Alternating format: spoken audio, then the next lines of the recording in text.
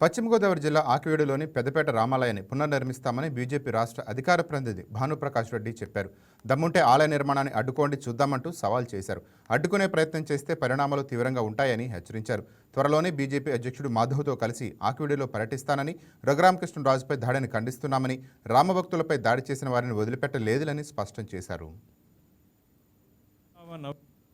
ఆకివీడులో జరిగినటువంటి దురదృష్టకర సంఘటన, శ్రీరామ నవమి నాడు, అత్యంత పవిత్రమైనటువంటి శ్రీరామ నవమి నాడు అక్కడున్నటువంటి ప్రాచీన శ్రీరామచంద్రమూర్తి ఆలయానికి సాక్షాత్తు మన ఉప సభాపతి రామకృష్ణరాజు గారు, రఘురామకృష్ణరాజు గారు వెళ్తే దౌర్జన్యంగా వారి కాడి మీద దాడి చేసి మారణాయుధాలతో శ్రీరామ భక్తులపై దాడి చేసినటువంటి సంఘటన చాలా దురదృష్టకర సంఘటన.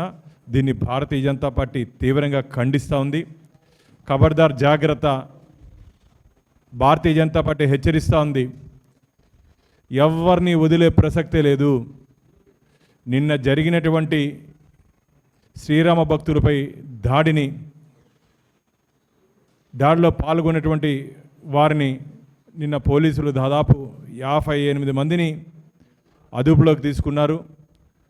దాంట్లో దాదాపు 50 మంది పైచిలకు